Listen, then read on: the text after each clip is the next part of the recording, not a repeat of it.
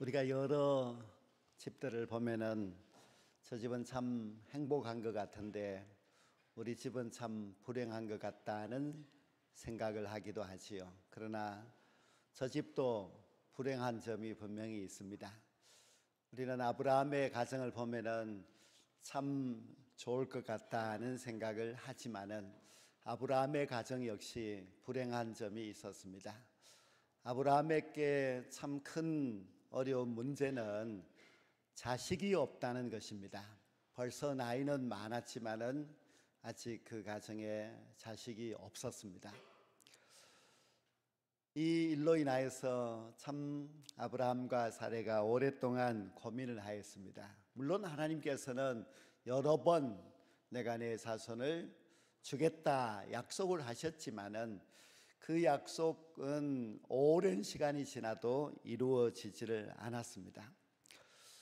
사실 아브라함의 아내 사라는 예뻤지만은, 그리고 족장의 아내라고 하는 높은 지위도 갖고 있지만은 그에게 치명적인 결함이 있었으니 그런 자식을 낳지 못한다는 것입니다. 그래서 사라는 아주 큰 결단을 합니다. 나는 어차피 안 될 것 같으니 내 여종을 통하여서 자기 남편에게 보내어서 그가 아기를 낳으면은 그 아기를 내가 입양하여서 그래서 내 아들을 삼겠다는 그런 결심이었습니다. 이것은 그 고대 사회에서는 흔히 있는 그런 일이었고 이것이 큰 문제가 되고 하지는 않는 그런 일이었습니다. 그러나 이것이 하나님의 뜻이냐 하면 하나님의 뜻이 아니지요. 하나님의 허락이 있었느냐? 하나님의 허락도 역시 없었습니다. 그러나 결국 사레는 자기의 종 가운데서 하갈이라고 하는 애굽 여인 한 여인을 택하여서 자기 남편에게 첩으로 삼게 하였고, 또 아브라함을 통하여서 아기를 가질 수 있도록 그렇게 함께 의논하여서 일을 추진하게 되었습니다. 그래서 이제 하갈이 아브라함과 동침하여서 임신을 하게 됩니다. 근데 하갈이 임신을 하고 나서 태도가 달라졌습니다.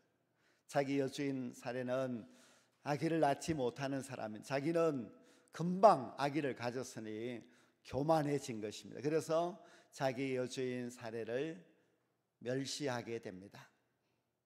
근데 하갈은 여주인에게 멸시라고 하는 작은 일을 행하였는데 그 일을 당한 사레는 너무 화가 나서 자기의 종인 하갈을 학대하였습니다. 그 작은 것을 받고는 사레는 견디지 못하고 큰 것으로 이제 학대라고 하는 것은 그냥 말로 학대하는 정도가 아니었겠지요. 그래서 이 하갈은 학대를 받게 되자 도저히 참을 수가 없어서 그 집을 뛰쳐나와서 도망을 가게 됩니다. 이 하갈이 도망간 곳은 그 아브라함이 살던 지역에서 남쪽으로 간, 남쪽은 온통 광야로 이루어진 곳이기 때문에 광야로 도망을 쳤습니다. 하갈은 도망을 칠 때는 내가 이 집에서 벗어나서 좀 자유롭고 싶다, 내가 여기서 학대를 받느니 그래도 가서 좀 자유롭게 살고 싶다는 마음으로 도망을 쳐갔지만은 하갈이 도망쳐 간 곳은 끝없는 광야일 뿐이었습니다. 아브라함은 좀 기다리지를 못하고 이런 일을 행함으로 인하여서 가정의 불행이 시작이 되고 말았습니다. 또 아브라함은 하나님의 능력을 믿지 아니하고 남자로서 자기의 능력을 믿고 행한 일에 이렇게 한 생명이 잉태하였지만은 가정에 어려운 문제가 되고 말았습니다. 아브라함의 허락하에 사레는 학대가 심하였고 하갈은 참을 수 없어서 살기 위해서 도망쳐 나온 것입니다. 도망쳐 나올 때는 그래도 내가 이 집보다는 좋은 환경이 있겠지 하는 막연한 기대감으로 나왔습니다. 물론 이 하갈은 애굽 여인이기 때문에 애굽으로 진정으로 갈까 하는 그런 마음도 있었습니다. 그래서 남쪽을 향하여서 도망쳐 나온 것입니다. 그러나 하갈은 자기가 도망쳐 나오면 어떻게 될지를 생각하지 못하고 나온 것입니다. 제가 아는 한 사람은, 한 여인은 너무 남편의 폭력이 심하여서 집을 뛰쳐나와서 친정으로 왔습니다. 친정에 와서 울면서 자기의 그 당한 입장을 하소연합니다. 남편은 집에도 잘 들어오지 아니하고 들어오면은 폭력을 행사하기 때문에 나는 도저히 살 수 없다고 그렇게 뛰쳐나왔다고, 이제는 집도 남편도 지긋지긋하니 정말 살고 싶지 않다고 그렇게 말합니다. 정말 그 여인의 말처럼 그 집은 견딜 수 없는 학대가 있고, 그리고 그 집은 행복이었기 때문에 그저 거기서는 빨리 도망을 쳐야 된다는 생각밖에 없지요. 도망을 치면은 그래도 더 뭔가 좋은 일이 있겠지 하는 그런 기대감을 가진 것입니다. 사람들은 흔히 다 도망칠 때는 그런 마음을 가지게 됩니다. 자기 아내가 너무 학대를 하니까 도망쳐 나온 남편이 어디에 갈 곳이 있겠습니까? 정말 갈 곳이 없습니다. 또 직장을 뛰쳐나온 그런 회사원들도 이 직장 정말 지긋지긋해야 하고 나오지만은 나와서 무슨 좋은 일이 그에게 있겠습니까? 사람들은 다 하갈처럼 그렇게 생각합니다. 나는 여기서 견딜 수 없어. 내가 여기서 도망쳐 나가면은 그래도 뭔가 좋은 희망이 있겠지 하는 그런 생각을 하고 뛰쳐나오게 됩니다. 그래서 하갈도 집을 나온 것입니다. 그러나 그의 간 곳은 광야일 뿐이었고 그를 그 누구도 환영해 주지를 않았습니다. 그런데 하갈이 광야로 도망쳐 나와 있을 때에 하나님의 사자가 하갈을 찾아갑니다. 그래서 이렇게 말합니다. 사레의 여종 하갈아, 네가 어디서 왔으며 어디로 가느냐? 참으로 얄미운 질문입니다. 하나님의 사자라는 분이 이 하갈이 어디서 지금 도망쳐 나왔는지, 그의 지금 형편이 어떤 형편인지 모를 턱이 없을 것입니다. 그런데 이렇게 너는 어디서 왔느냐, 어디로 가느냐 하고 질문을 하는데요, 그때 하갈이 이렇게 대답을 합니다. 나는 내 여주인 사레를 피하여 도망하나이다. 이 하갈이 자기가 나온 곳은 분명하게 말합니다. 자기는 주인 아주머니인 사레의 그 학대를 견디지 못하고 나왔습니다. 근데 어디로 갈 것이냐, 어디로 가야 할지 그 목적지가 없습니다. 분명히 하나님의 사자는 네가 어디서 왔어? 어디로 가느냐 하고 물었는데 나는 어디서 왔습니다. 그런데 어디로 가야 할지는 나는 정말 모르겠습니다는 그런 이야기입니다. 정말 그는 임신한 몸으로서 그 끝없이 펼쳐지는 광야를 지나서 애굽에까지 간다는 것도 도저히 불가능한 일이며, 또 애굽까지 어떻게 갔다 할지라도 자기의 친정인 애굽이 자기를 환영하고 반길 것 같지도 않습니다. 힘든 상황에서 도망치는 사람들은 목적지가 없습니다. 힘들고 고통스럽기 때문에 지금은 당장 이 고통을 피해보자는 마음으로 나갑니다. 그러나 도망친 그가 더 좋은 환경, 더 환영하는 따뜻한 사람들이 자기를 기다리고 있는 것은 결코 아닙니다. 힘들어서 집을 뛰쳐나온 그런 청년들도 보면 참 불쌍합니다. 그리고 남편의 학대를 피하여서 도망친 여인이나 또 직장에서 자기를 인정해주지 않고 왕따시킨다고 해서 직장을 나온 사람이나 또는 나는 정말 이 교회가 맞지 않아 하고 이 교회를 뛰쳐나간 사람들이나 이혼한 사람들이거나 그들은 분명히 출발지는 있지만은 어디로 가야 할지 목적지는 없는 사람들입니다. 살려고 나왔지만은 실제로는 죽을 수도 있습니다. 너무 답답하고 억울해서 도망쳐 나가면은 살겠다 싶지만은 그러나 결코 살 수 있는 길이 없습니다. 더 희망이 보이지 않습니다. 하갈은 도망쳐 나왔습니다. 살겠다고 나왔습니다. 그러나 그가 살지를 못하고 어쩌면은 죽을 수밖에 없는 그런 환경입니다. 사람들은 도망을 칠 때에 죽음도 생각을 합니다. 그저 내 삶이 여기서 끝날 수도 있다는 그런 생각을 하게 됩니다. 정말로 불쌍하고 정말로 불행한 그런 인생이라고 할 수 있습니다. 그렇게 불쌍하고 아무런 소망이 없었던 하갈에게 하나님의 사자가 찾아왔습니다. 그리고 그 하나님의 사자가 하갈에게 하시는 그 말씀이 내 여주인에게로 돌아가서 그 수하에서 복종하라 그렇게 말을 합니다.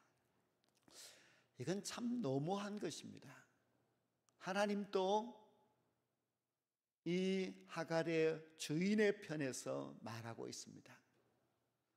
하나님이시라면은 이 하갈의 억울함을 좀 알고 도리어 사례를 찾아가서 너 그러면 안 된다.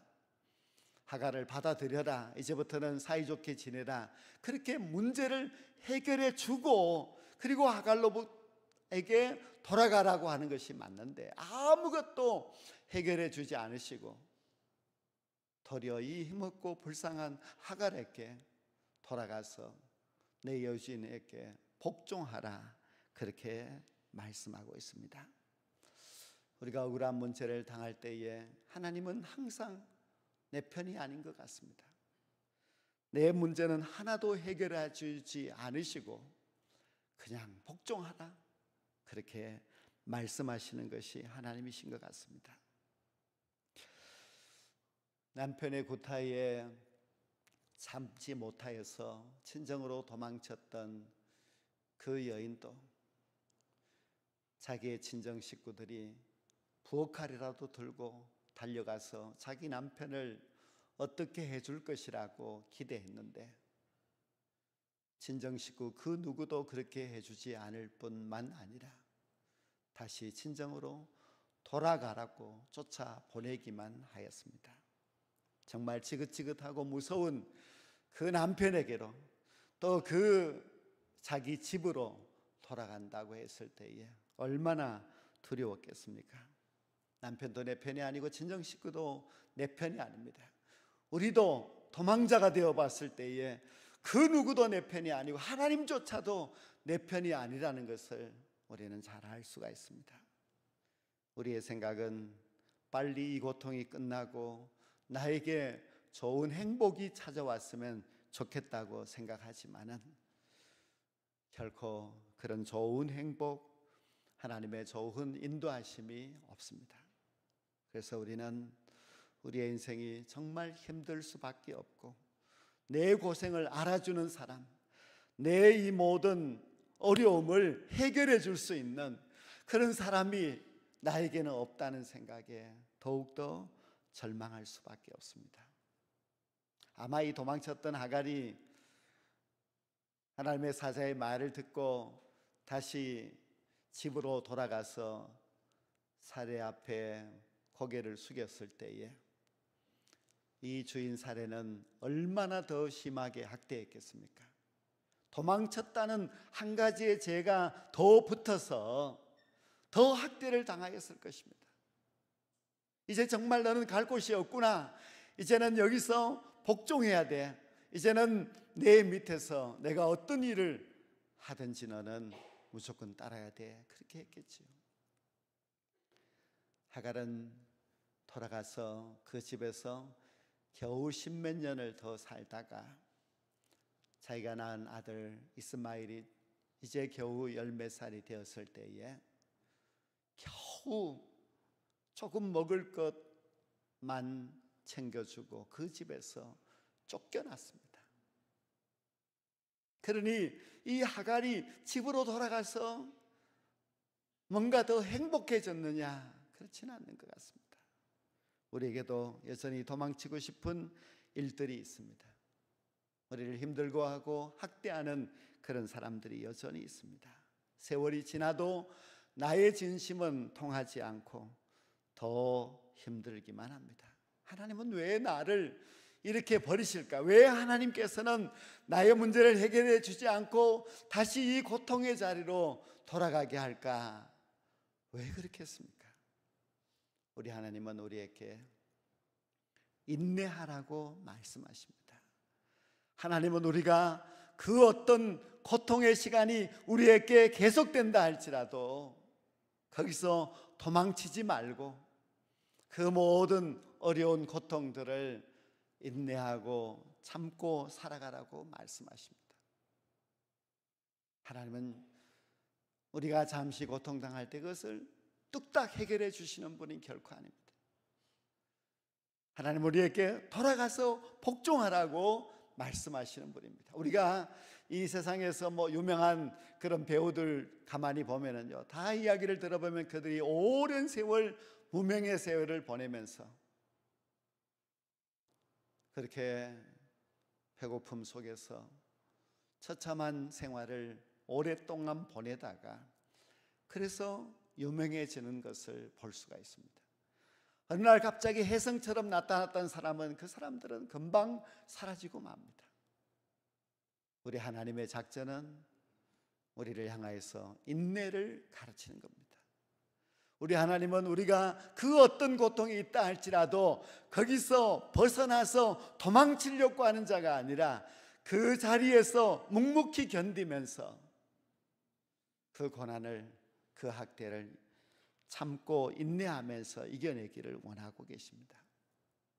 아직도 힘든 시간을 보내고 계시는 성도님이 계십니까? 여전히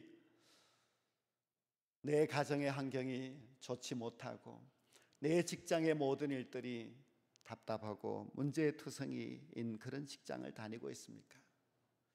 도망쳐서 가고 싶다는 생각이 들겠지요.